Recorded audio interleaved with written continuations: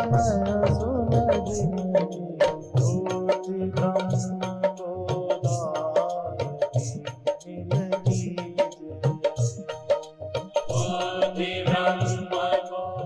साधु भी कितना ज्ञानी हो, रोगी होना अच्छा नहीं। पहला सुख निरोगी काया, शरीर निरोग हो पहला सुख है। इसके लिए ज्ञान ध्यान की जरूरत नहीं है। बीमारी का कष्ट अच्छे लोगों को भी हो जाए तो कष्ट अनुभव होता ही है। इसलिए प्रयत्न पूर्वक शरीर को स्वस्थ रखने के लिए संयम पूर्वक भोजन करना, योगासन करना, प्राणायाम करना, जिसका कार्यक्रम प्रातः होता है। दूसरा सुख घर में हो माया,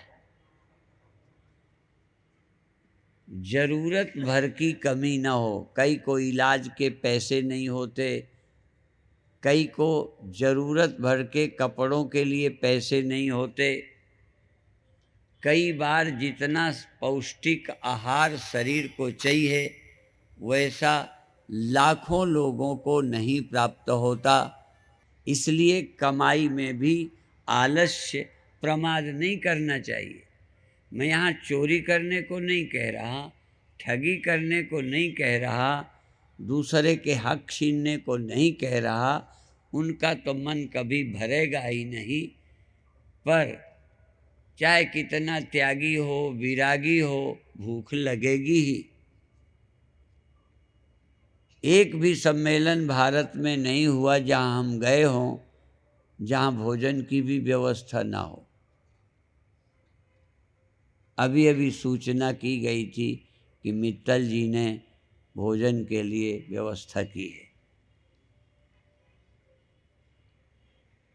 एक बार खाते हैं ऐसे साधु मिले, फल में रहते हैं ऐसे साधु मिले, कई बार एक दो दिन नहीं खाने वाले साधु मिले, जैनी महीनों महीनों के उपवास करने वाले मिले, नवरात्रे के भी उपवास करने वाले मिले, पर खाने की आवश्यकता पड़ती ही है। इसलिए ईमानदारी की कमाई करना चाहिए और खाना चाहिए। स्वास्थ्य के लिए पहले मैं बोला करता था, आजकल नहीं बोलता, क्योंकि कोई कुछ बोलता है, कोई कुछ। मैं अपना ब्रह्म ब्रह्म की कथा करता रहता हूँ, वो भी आवश्यक है। ग्रंथों में ऋषियों से पूछा गया, कोरुक निरोग कौन रहता है? कोरुक कोरुक कोरुक कह अरुक, निरोगी कौन है? निरोगी कौन है? निरोगी कौन है? उत्तर आया, हित भुक, रित भुक, मित भुक। मित भुक माने सही मात्रा में खाने वाला, ज्यादा नहीं है। तो आजकल बड़े आदमी की पहचान है ज्यादा खाए ज्यादा खिलाए। बिल्कुल ये प्रेम के लक्षण नहीं है। सम्मान करिए, प्यार करिए, उतना ही खिलाइए जितना उसको। ये पत्नियां बहुत पति को प्यार करती हैं, पर डायबिटीज वाले पति को भी मीठा खिला देती। ये कौन सा प्यार है? पसंद भी हो तो कहो मत खाओ, नहीं मेरे विधवा होने की तैयारी न करो।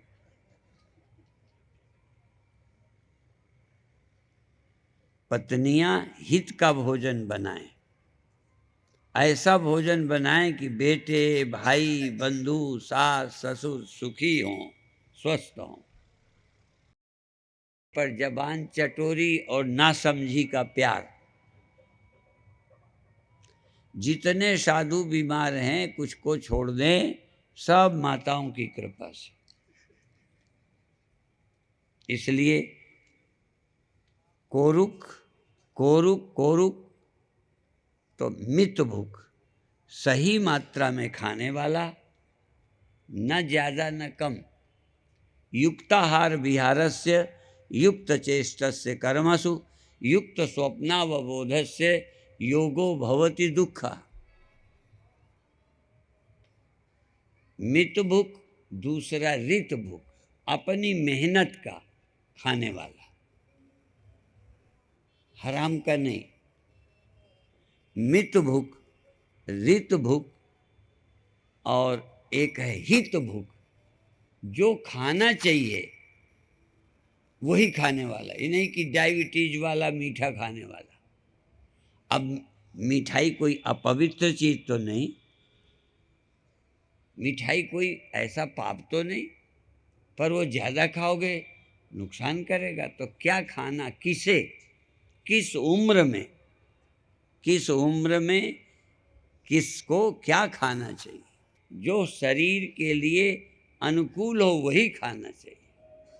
आज तो खाना छोड़ो, आज भारत की धरती में नशे का बड़ा प्रचलन हो रहा है। और वो बच्चे जो अभी युवक हैं, युवतियां हैं, जिनको देश को संभालने की अकल चाहिए, उन्हें अपने ही संभालने की अकल चली गई। बुरा नहीं माने, ऐसी पढ़ाई को क्या करोगे, ऐसे पैसे और कमाई का क्या करोगे जो पढ़ाई और कमाई तुम्हारा जीवन बर्बाद कर दे।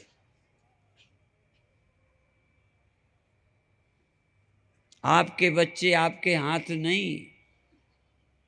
क्यों?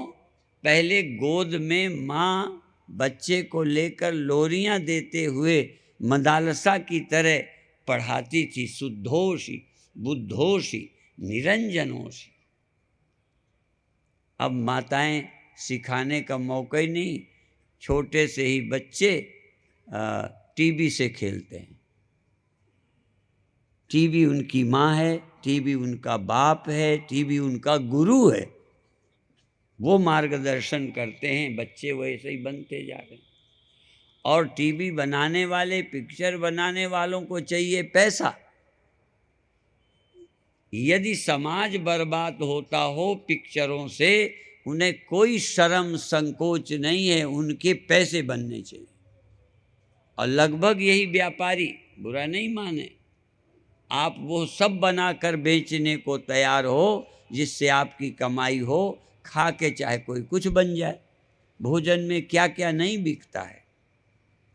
मैं तो सुनता ही हूँ उसकी, अभी तक पक्का नहीं, मेरा मन नहीं मानता कि ऐसा भी समाज है कि सब्जियों में इंजेक्शन लगाया जाए और बड़ी करके बेचो। इतनी बेईमानी भारत में। ये सच बात है, सच बात है कि मैं फरीदाबाद में एक गौशाला में गया। विश्व हिंदू परिषद संघ की बहुत गौशालाएं हैं और पंजाब तो गौशालाओं से बहुत युक्त है। पंजाब गौशाला महासंघ है और इतनी गौशालाएं हैं, मुझे लगता है सारे देश की गौशालाएं एक तरफ और केवल पंजाब की गौशालाएं एक तरफ। किसी में 1200, किसी में 2500, किसी में 1500 गायें। और एक गौशाला तो देखी जिसमें 1200 में 700 सांड। कारण बैल की उपयोगिता खत्म, तो कहाँ जाएं? तो वो छोड़ देते हैं, फिर गौशाला वाले गौशाला में ले जाते हैं। हमने ऐसी भी जगहें देखी जहाँ चारा काटने की मशीन बैल से चलाते हैं, तेल भी बैल को घुमा के निकालते हैं, डीजल बचता है और बहुत बचत है, लेकिन बैलों का उपयोग चला गया। विषय मेरा वो है नहीं। तो मैंने जब फरीदाबाद की गौशाला देखी, मेरे मन में आया कि हम भी गोमूत्र खरीदेंगे तो गाय पालने वाले के मूत्र के पैसे मिल जाएंगे, दूध के नहीं, मूत्र के। और उसका अर्क उतारा जाएगा, उबाला जाएगा, भाप बनेगा, भाष्पीकरण से डिस्टिल्ड गोमूत्र, जैसे डिस्टिल वाटर, शुद्ध। तो हमने सोचा तो फिर फरीदाबाद में ही रात के लेक्चर में मैंने कहा कि ये दुर्भाग्य है कि यदि हम गोमूत्र खरीदें तो शायद गोमूत्र भी असली न मिलेगा। लोग मिलाकर भैंसों का, अन्य जानवरों का मिलाकर बेचेंगे। ये मैंने प्रवचन किया और 5-6 दिन बाद हरिद्वार के अखबार में आया कि बाबा रामदेव के यहाँ तो जांचने की प्रक्रिया है ना, हम खरीदें तो अभी मशीन ही नहीं है। उनके यहाँ नकली मूत्र पकड़ा गया।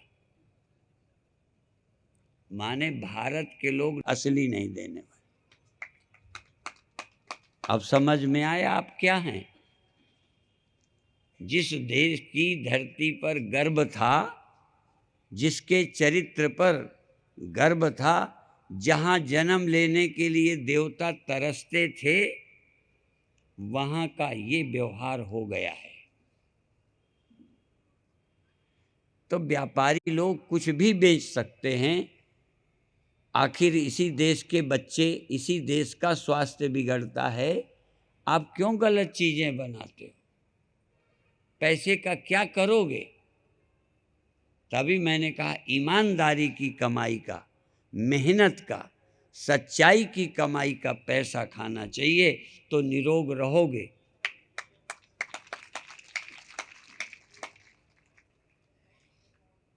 तो पहला सुख निरोगी काया, दूसरा सुख घर में हो माया,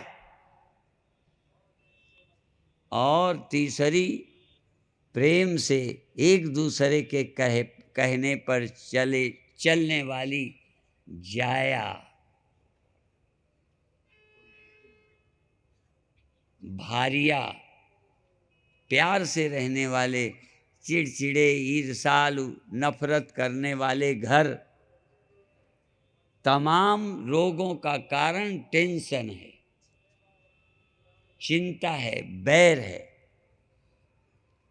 अमेरिका में एक कैसेट लगा था जेपी वासवानी। उनके कैसेट में था कि एक स्त्री बीमार थी, काफी इलाज किया, तो उन्होंने पूछा, बेटी तुम किसी से जलती तो नहीं हो? फिर सोचना शुरू किया कि किसी की याद करके, किसी की बात सुन के जलती है, चाहे भक्त ही क्यों नहीं हो। यदि किसी से आपको इतनी जलन होती है, उससे आपका खून विकृत होता है, तुम अपने को चाहे कितना महान मानते हो, पर दूसरे से ईर्ष्या करते हो, जलते हो, तो रोगी होने के पूरे चांस हैं। तो निरोग होने के लिए ये चाहिए। अब इसके बाद आता है ध्यान और मन। मन हमारा निर्मल हो, ईर्ष्या से, द्वेष से, क्रोध से, काम से रहित हो। यहाँ काम से रहित होने का अर्थ नहीं कि तुम शादी मत करो। कोई भी विकार इतनी सीमा पर कि आपको उद्विग्न कर दे, व्यथित कर दे, परेशान कर दे, उसे विकार कहते हैं। यदि काम से आप पीड़ित रहते हैं, मन में तो अपोजिट के प्रति आकर्षण, पैसे के प्रति प्यार। मैं तो साधुओं में भी देखता हूँ, बुरा नहीं माने, किसी का मन करता है पैसा ना ले। उस प्रियता को ये कहकर कहना क्या चाहता हूँ, पैसा काम का है, प्रिय लगना चाहिए, स्त्री प्रिय लगनी चाहिए। प्रिय न लगे, यदि नफरत हो जाए स्त्री से, तो दिन भर घर में ही जलते रहोगे। मैं उनका सौभाग्य मानता हूँ जिस पति पत्नी की लड़ाई नहीं होती, जो पति पत्नी घर में प्यार से रहते हैं, समझ लो भगत हैं। विशेष करके कुछ उम्र के बाद, क्योंकि 1 2 साल 4 साल तो प्रिय लगेगी ही लगेगी, लगेंगे ही, वो तो शुरुआत, फिर बाद में। इसीलिए लोग तो प्रवचन में, यद्यपि वो चुटकुला बन गया है, पर सच्चाई है। कहते पहले जब शादी हुई थी तो वो चंद्रमुखी होती, चंद्रमा के समान शीतल और सुंदर चंद्रमुखी होती है। फिर कहते कुछ दिन बाद सूर्यमुखी हो जाती है, थोड़ी थोड़ी ताप, पर फिर भी दूर तो है, सूर्यमुखी हो जाती है। फिर कुछ दिनों के बाद ज्वालामुखी,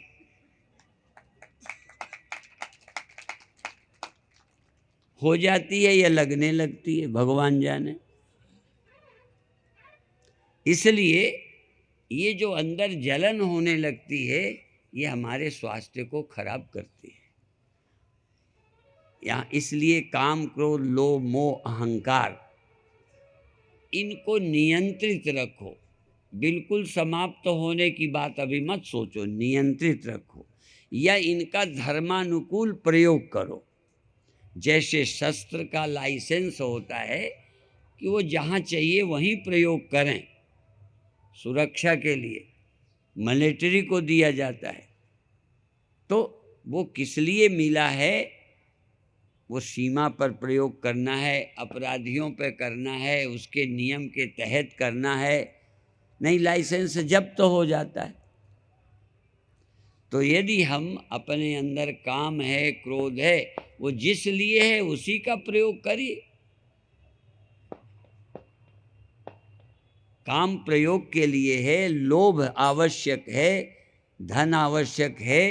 अब ये समझ लें ये व्यवहारिक है, पर आपके अंदर का आनंद किसी के अधीन न हो, अंदर का जीवन किसी के अधीन न हो, सुख अपना। उपयोग करते समय काम में भी सुख है, धन में भी सुख है, भोजन में भी सुख है। सुख नहीं मालूम पड़े ऐसा नहीं मैं कह रहा, खाने में सुख मालूम पड़ना चाहिए। ये जबान बनी है, स्वादिष्ट भोजन लगेगा, पर स्वाद में अति न होने पाए। स्वाद के लिए शाकाहारी मांसाहारी न बन जाए, स्वाद के लिए कुछ का कुछ न खाने लग जाए।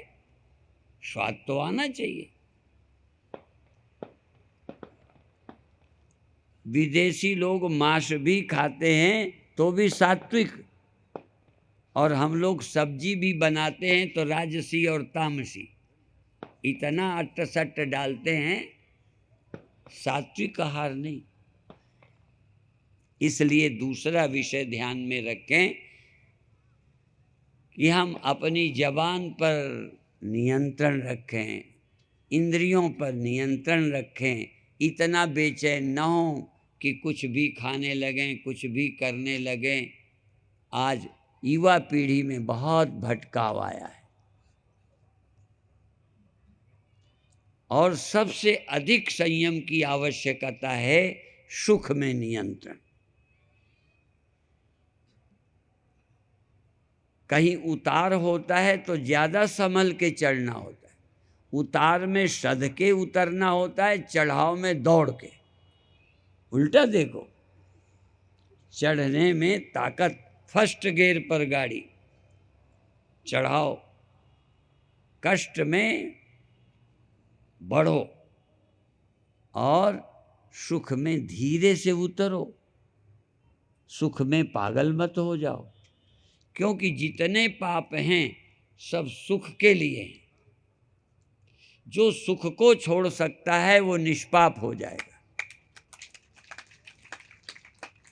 और सुख को कैसे छोड़ें? क्योंकि सुख तो चाहिए, इसलिए सुख के लिए सुमिरन करें। सुख में, सुख के लिए सुमिरन, सुखी सुमिरन से हो जाओ। जीवन आपका आत्मा से मिल जाए, शरीर सिर्फ निर्वाह करना। शरीर व्यवहार के लिए है, काम क्रोध लोग व्यवहार के लिए हैं। फिर बता दूं, काम है सृष्टि के लिए, तुम्हारे लिए नहीं है। अभी काम का लाभ तुम ले रहे हो, सृष्टि तो ऐसे ही चल जाती है। आपका लक्ष्य काम सुख है, आपका लक्ष्य मैं को बड़ा करना है। धन आवश्यक है, धन से बड़ा होना आवश्यक नहीं है। धन से बड़ा होना पागलपन है। पद आवश्यक है, जो जिस पद में है उसके बड़े अधिकार हैं। एक कलेक्टर जो कर सकता है मैं नहीं कर सकता, एक मिनिस्टर जो भला कर सकता है व्यवहारिक रूप में मैं नहीं कर सकता, मेरे हाथ में कोई पावर ही नहीं। ये सब काम के लिए हैं, तेरे बड़े होने के लिए पद नहीं है, सेवा का अवसर है। धन व्यवहार के काम चलाने के लिए, काम सृष्टि चलाने के लिए, क्रोध समाज की व्यवस्था करने के लिए, अपने अहंकार को दिखाने के लिए नहीं है कि तुम रोब दिखाते फिरो। इसलिए ये सब आवश्यक हैं, पर तेरे लिए नहीं, समाज के लिए। तेरे लिए न क्रोध, न तेरे को काम, न तेरे को लोभ, न तेरे को मोह। मोह भी परिवार चलाने के लिए है। तेरे लिए तो बंधन है, तेरे लिए तो दुख है। समझ ले, ये सब तुझे दुख देंगे यदि इनका प्रयोग तू औरों के लिए करेगा, अपने को नहीं। अपने पद का उपयोग औरों को कर, तू अपना कद मत बढ़ा। तुझे बड़ा होना है तो ब्रह्मज्ञानी से कोई बड़ा नहीं होता, ब्रह्मज्ञानी हो जा। ब्रह्मज्ञानी ऊंच से ऊंचा, इतना ऊंचा, उससे ऊंचा क्या, और अपने मन में सबसे नीचा। दोनों साथ। शरीर आज जाता है तो जाए, तू अविनाशी है, अमर है, और रहे तो सेवा कर समाज के लिए। शरीर भी तेरे जीने के लिए नहीं है, औरों के काम के लिए है। यदि जीने के लिए है तो तू मरेगा, पक्का, गांठ बांध लो। यदि शरीर तेरे जीने के लिए मिला है तो मौत तेरी होगी कि नहीं। और जीवन तुझे प्रभु से है, तू सच्चिद आनंद है, और शरीर काम के लिए मिला। यदि मिट्टी अपने जीने के लिए घड़ा बनी है, ध्यान रखना, मिट्टी यदि जीने के लिए घड़ा बनी है तो मरेगी, और मिट्टी घड़ा बनी है सेवा के लिए, मिट्टी तो स्वयं अमर है, तो मौत कैसी। लोहा यदि सेवा के लिए औजार बना है, अपने लिए तो पहले ही है, बिना औजार के वो है। तो तुम बिना देह के हो, विदेह हो। तुम बिना विषय के सुखी हो, बिना विषय के सुखी हो, बिना देह के जीवित हो, और बिना इंद्रियों के चेतन हो, तो तुम्हें कौन जड़ कर देगा। बात थोड़ी गहरी है, धीरे धीरे समझ आती है। रंग रागत लागत लागत है, भ्रम भागत भागत भागत है। बहुत दिनन का सोया मनुआ जागत जागत जागत है। जागने के लिए प्रयास करिए, एक दिन में सब नहीं धंसती। प्रभावित होगे, मेरे प्रवचन अच्छे लग जाएंगे, पर अभी गहरे नहीं उतरेंगे। मैं शरीर से जीवित नहीं, मुझसे शरीर जीवित है। मैं इंद्रियों से चेतन नहीं, मेरे जगने से इंद्रियां चेतन होती हैं, और जगना भी मेरा काम के लिए है। बिना जागे मैं था, बिना जागे मैं था, और सो जाने पर भी रहूँगा। बिना जन्मे मैं था, और मृत्यु के बाद भी मैं रहूँगा। इसलिए मेरी मृत्यु नहीं है, ये समझना अपने लिए। देखो, परमात्मा का सुमिरन, आत्मा की परख अपने लिए, और शरीर इंद्रियां औरों के लिए। यदि ये तुम्हारे लिए हैं तो रोज डरते ही रहोगे। जो पदों पर बैठते हैं सेवा के लिए, वो नहीं डरते, बल्कि ऐसी सिफारिशें अधिकारियों के लिए आती हैं। मैं गवाह हूँ कि महाराज आप मिनिस्टरों से कह दो फला से कि इस कलेक्टर को, इस थानेदार को यहाँ से और कहीं ना भेजें, यहीं रहे। जो अच्छे लोग हैं उनके रहने की प्रार्थना लोग करते हैं, तो तुम्हारे रहने की भी प्रार्थना लोग करें। तुम अपने रहने की रिक्वेस्ट करते हो, इसका मतलब तुम देहाभिमानी हो। अपने रहने की प्रार्थना का मतलब तुझे रहने का शौक है। कई लोग तो मन की जगह ट्रांसफर करवाते हैं जहां अच्छी कमाई होती है। तो देह सेवा के लिए है, धन सेवा के लिए है, अवसर है। तुम्हारे लिए क्या कहें, तुम्हारे लिए ब्रह्म है, तुम ब्रह्म के हो। तुम्हारा एक एक क्षण ब्रह्म की याद का हो, जिससे तुम निश्चिंत रहो, निर्द्वंद रहो, मुक्त रहो। पर ये समझ में नहीं आता। कोई कोई भाग्यशाली है जिसको 100% ये बात क्लियर है कि देह मेरे लिए नहीं है। और यदि तुम्हारे लिए है तो रोज टेंशन और चिंता रहेगी। हो ही नहीं सकता कि तुम चिंता मुक्त हो जाओ। यदि पद तुम्हारे लिए है तो एक एक दिन गिन रहे होगे कि चुनाव आने वाला है, समय कार्यकाल पूरा होने वाला है। इसलिए पद मेरे लिए नहीं है, तन मेरे लिए नहीं है, मन मेरे लिए नहीं है, इंद्रियां मेरे लिए नहीं है। यानी मेरे लिए क्या है? मेरे लिए परमात्मा है। मेरी निश्चिंतता, देखो, मिट्टी की निश्चिंतता के लिए घड़ा नहीं है। घड़ा तो औरों के काम के लिए बनी है। बल्कि यदि घड़ा अपने लिए बन गई, घड़ा अपने को मान लिया, तो मौत आ गई। जन्म नहीं, मौत है। और देह ही तो तुम्हारी मौत है। और क्या है मौत, ये बता दो मुझे। इंद्रियां ही तो तुम्हारी दुश्मन बन गई, क्योंकि इंद्रियों से फायदा तुम उठाने लगे। इंद्रियों से दूसरे को फायदा पहुंचाना था, पर इंद्रियों का फायदा तुम उठाने लगे। यदि इनका तुम लाभ उठाओगे तो इनकी कमजोरी की चिंता तुम्हें होगी। कितने बार बोलता हूं, ऐसे कम से कम 20 साधुओं का नाम जानता हूं जो भारत के बहुत उच्च कोटि के संत हुए और नेत्र नहीं थे, और बहुत शांति, बहुत आनंद। और ऐसे भी देखते हैं कि आंखें कमजोर हो रही हैं, महाराज जी बस यही मांग है। पूज्य स्वामी शरणानंद ने कभी नहीं कहा कि आंखें मेरे नहीं हैं, मुझे कोई तकलीफ है। पूज्य स्वामी गंगेश्वरानंद जी ने कभी नहीं, नेत्र नहीं रहे, वेदों के विद्वान।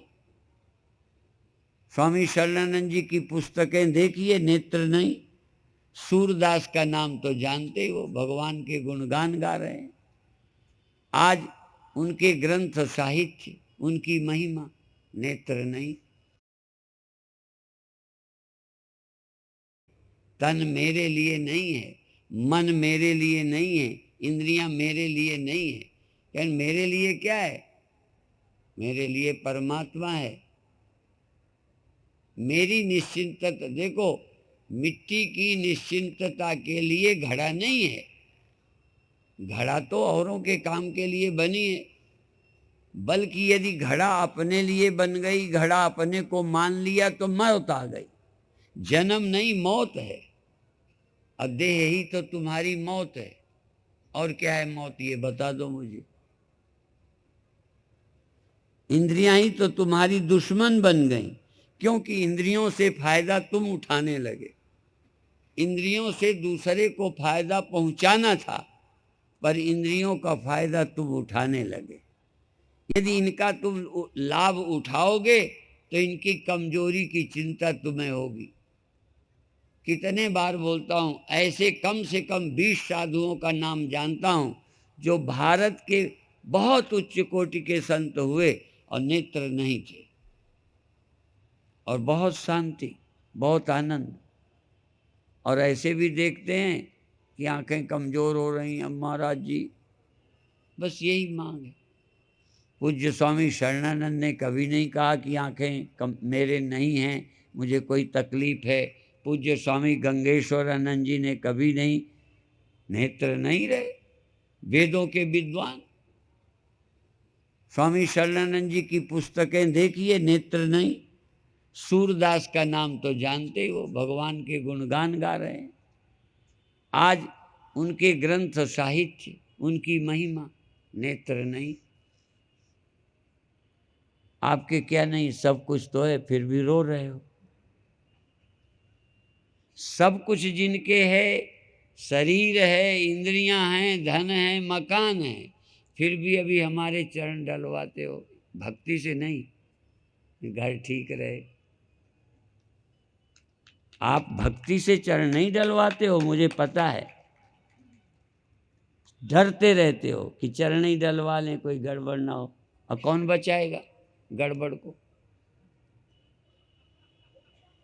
इतना तुम्हें पदार्थों की, वस्तुओं की पकड़ है कि दिन रात वही टेंशन और चिंता। और जितना ही जितना सर बड़ा, बाकी पंजाबी आगे बोल दें, उतना ही सर दर्द बड़ा। बड़े बड़े जो दिसे लोग, इनको व्यापे लो, ऐसे ही लिखा है ना, गप है ना ये। चिंता किसको? फिर भी समझ नहीं आता। हाँ, उसका बड़प्पन चिंता नहीं है जिसका बड़प्पन और के लिए। तुम्हारे बड़प्पन से ईर्ष्या क्यों किसी को? क्योंकि तुम्हारा बड़प्पन तुम्हें अभिमानी बना रहा। राम भगवान ऋषियों को नमस्कार करते हैं।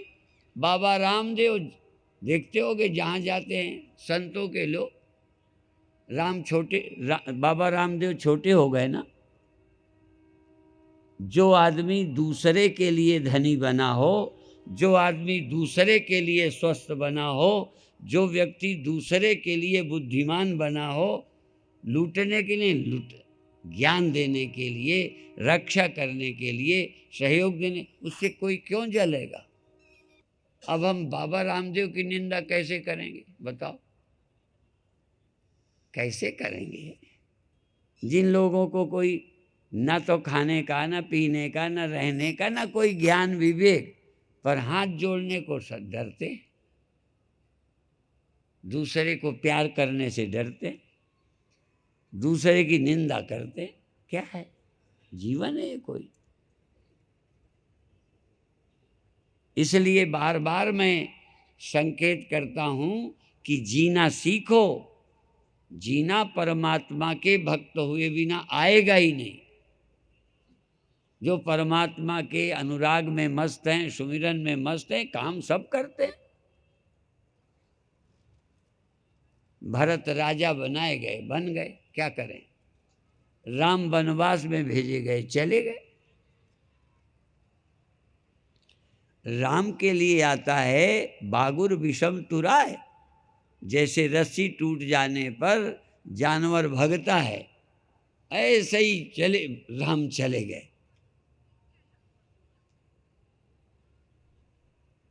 राम भगवान ऐसे सुख हरसई जड़ दुख बिल खाई। दुख में बिलखते हैं, सुख में फूल जाते हैं। सम उर धीर धरें दो माही। धीर पुरुष दोनों में बराबर रहते हैं। ये जीवन क्या है? धनी बनने से ज़्यादा और सब कुछ बनने से ज़्यादा है धैर्यवान बन जाना। ये अंदर का गुण, ये अंदर की कमाई, जिसके पास है विवेक धन, संतोष धन, वैराग्य धन। वैराग्यवान आदमी तो इंद्र की तरफ भी नहीं देखता। अभी सुन रहे थे ना कथा में महामंडलेश्वर जगत प्रकाश जी के द्वारा। तो देखिए, धनी होने से कोई हमें परेशानी थोड़ी है। जो हम कह रहे हैं, तुम धनी होगे तो देश का भला करोगे और नहीं तो क्या करोगे, धरे धरे मर जाओगे। करोगे क्या? और यदि आपके पास घर बहुत बड़ा है तो रात भर कमरे बदल के सोओगे क्या?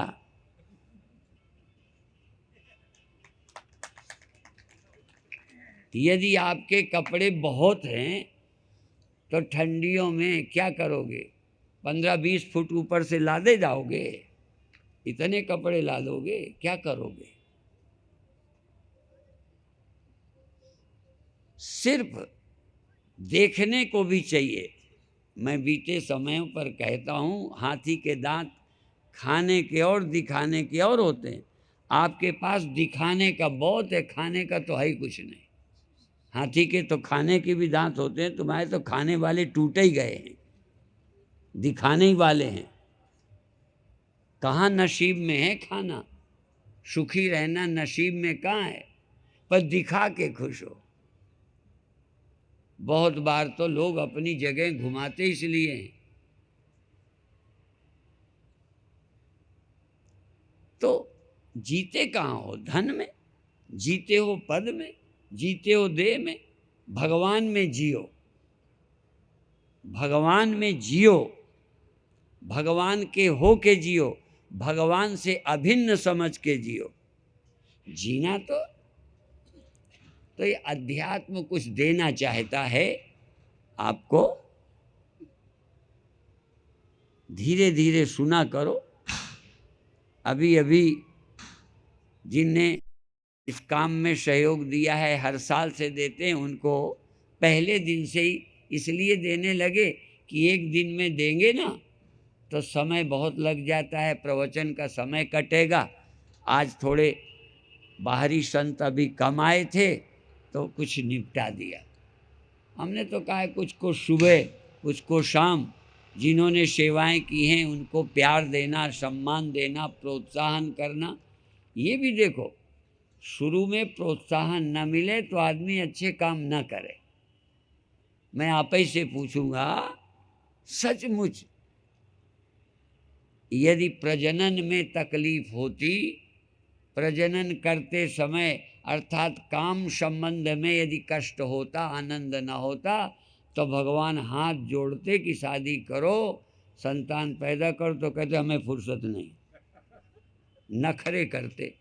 पर परमात्मा भी बहुत खिलाड़ी हैं कि तुम्हारे बाप से करवा के छोड़ेंगे। बुरा नहीं मानो, ना करो सृष्टि में जानो, मान जाओ लो। तो आप अभी भगवान के लिए नहीं कर रहे, भगवान तुम्हें बुद्धू बना के तुमसे सारे काम ले लेते हैं। तुम एक दूसरे के लड़के रितंबरा की तरह पाल के दिखाओ। अब मैं कहता हूं अपने को छोड़ के दिखाओ। अपने बच्चे को तो धूप भी न लग जाए, मक्खी भी न बैठ जाए, दिन रात झाड़ा फूकी करो, और बकरा काटने से बचे तो बकरा काट के अपने को बचाओ। हाँ, दूसरे के बच्चे के खून से चावल बनाकर यदि तुम्हें कोई चमत्कार सिद्धि संतान मिलती होगी तो दूसरे के बच्चे के खून से चावल सान के भी अपने बच्चे की चिंता करते हो। क्यों? कहीं न कहीं हम अज्ञानी हैं। भगवान चाहते हैं ज्ञानी होके भगवान का काम करो, अज्ञानी होके तो कर ही रहे हो। बुरा नहीं मानो। तुम्हें भले, तुमको लगता है हम अपने लिए लगे हैं, लगे हो ना अपने लिए। अच्छा बताओ, तुम अपने अमीर होने के लिए दुकान कर रहे हो, व्यापार कर रहे हो कि औरों के लिए? झूठ नहीं बोलना। तो दूसरे का काम नहीं हो रहा, साथ में हो रहा है। बस इतना ही तो है, दूसरे का हो रहा है, कर तुम अपना रहे हो। अज्ञानी क्या करता है? दूसरों का काम करता है, उसको चाहिए शांति मुक्ति, सब मुफ्त में मिल रही है। ज्ञानी दूसरे का करता है और काम उसका हो गया। तुमने अपना काम किया, उसका हो गया, तुम्हारा नहीं हुआ। तुम कामना में अभी भी फंसे पड़े हो। अपना काम करने वाले का अपना काम कभी हुआ ही नहीं।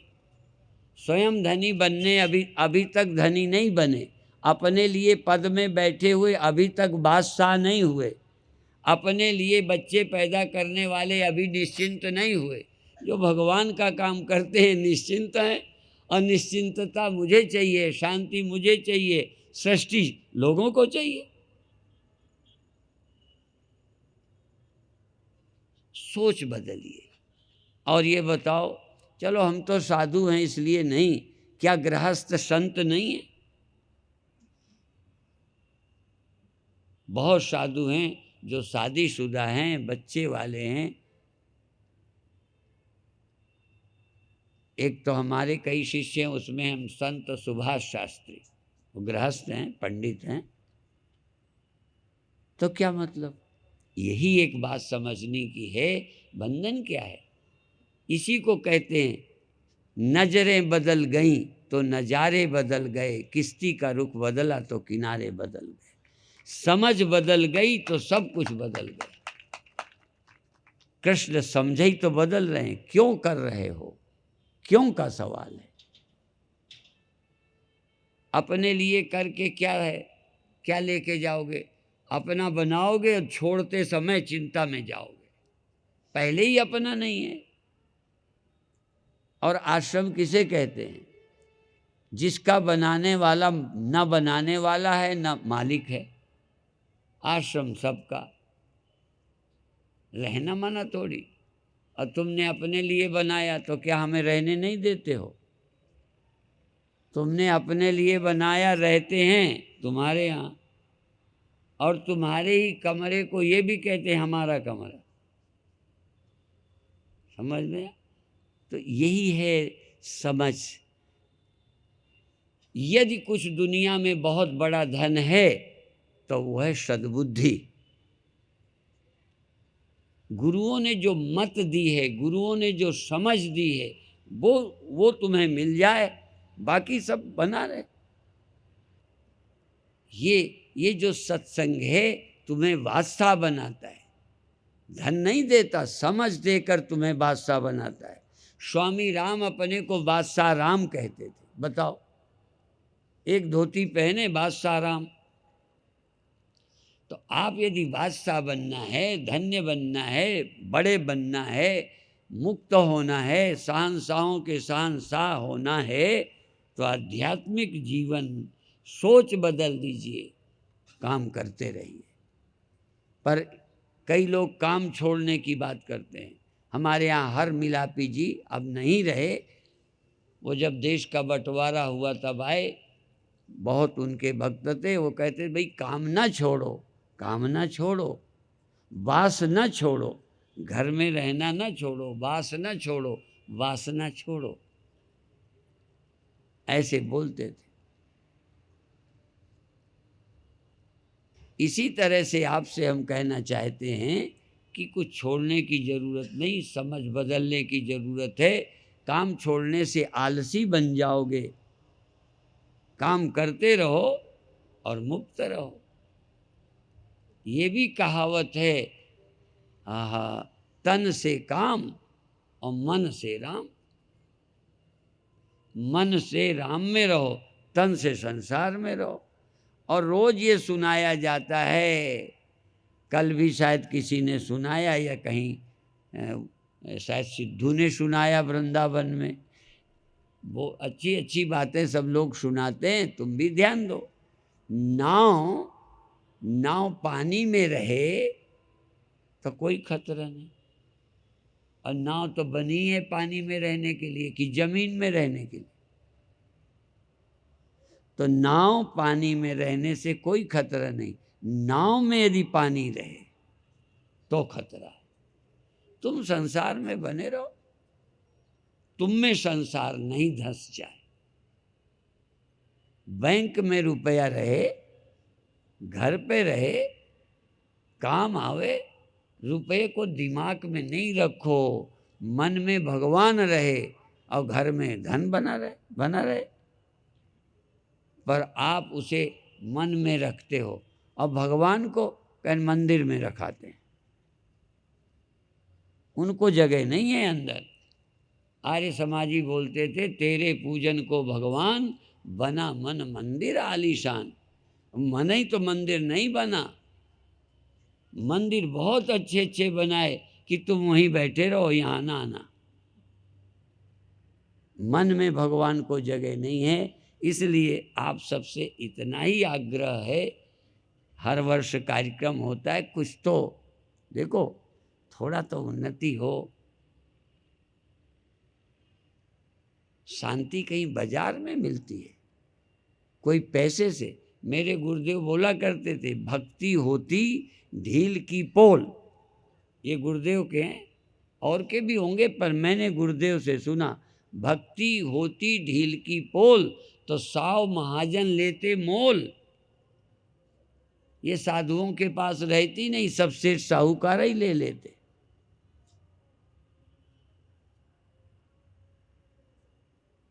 जिसके हृदय में, देखो, भजन करना और भक्ति में बड़ा फर्क है। वो करना है, पूजा करते हो, तीर्थ यात्रा करते हो, तीर्थ में वो प्यार नहीं है, संत पर वो श्रद्धा नहीं है, पैर तो नोच लेते हो। पर कभी आपको देखो, पुण्य के लिए करते हो। और मैं कितना कहूँ, सच्ची घटना है वो, झूठ नहीं है, मैं सुना चुका। यहाँ एक मेरे संत एक गांव में थे, मैं था वहाँ, तो कहने लगे, स्वामी परमानंद सिद्ध हैं, सिद्ध हैं, बस हम सिद्ध हो ना, तुम्हारा काम बने। तो मैं अपनी बात बताता हूँ क्या हुआ। कहने सिद्ध हैं, यदि इनके रोवे तोड़कर मथानी में बांध लो तो दूध की कभी कमी नहीं होगी। फिर दूसरे कहते हैं कि यदि इनके बाल तोड़कर धन में रख लो तो धन की कमी नहीं पड़ेगी। तुम ताबीज बना के बांध लोगे तो कुश्ती नहीं हारोगे। इतने फायदे बता दिए तो मेरे बाल नोचने आ गया। ये सच्ची घटना है। मैं भागा भागा फिरूं शंकर भगवान की तरह, अपना ही वरदान देकर, नहीं समझे? तो यदि कहो ना कि स्वामी जी की दाढ़ी उखाड़ लोगे तो तुम विश्व के सबसे बड़े विजेता बन जाओगे, तो लोग मेरी दाढ़ी उखाड़ लेंगे। ये हैं भगत। ये नहीं कह सकते कि हम दाढ़ी नहीं उखाड़ सकते, हम चाहे जमीन में और धंस जाएं। फर्क समझते हो? आपकी भक्ति की परिभाषा में बता रहा हूं। अब भगत किस बात के हो? हम क्या करने में उतारू हो जाते हैं अपनी सफलता के लिए, और जिनका कोई अस्तित्व नहीं है। तो इसलिए, और भगवान के मंदिर में क्या जाते हो? भगवान से प्यार है। राम के साथ राजनीति करते हो और भगत सब हो। कोई भक्ति वक्ति नहीं। इसलिए कह रहा हूं, भक्ति होती ढील की पोल, तो पैसे वाले लेते मोल। फिर आम आदमी के पास भक्ति ही न रहती, और कुलीन ले लेते। बेचारे जिनके बाप का ठिकाना नहीं, कबीर को न मिलती, रविदास को न मिलती, नाभा को न मिलती। इसलिए भक्ति आपके अंदर आए, आपके मन प्रार्थना करके आनंद में डूब जाओ। भगवान के मंदिर में, गुरुद्वारे में दंडवत करके आनंद में डूब जाओ। आरती उतारते आपका दिल गदगद हो जाए, सुमिरन करते दिल में प्रेम आ जाए, तो फिर बाकी चीज़ें अपने आप ब्रह्म ज्ञान पीछे चला आएगा। भगति करति बिन यतन प्रयासा, संसति मूल अविद्या नाशा। बाकी चर्चा फिर करूँगा। तो आप लोग ध्यान रखिए, स्वास्थ्य का चिंता करिए और मन को पवित्र बनाइए, भक्ति करिए, ब्रह्म ज्ञान प्राप्त करिए, जीवन धन्य होगा। ओम शांति शांति शांति।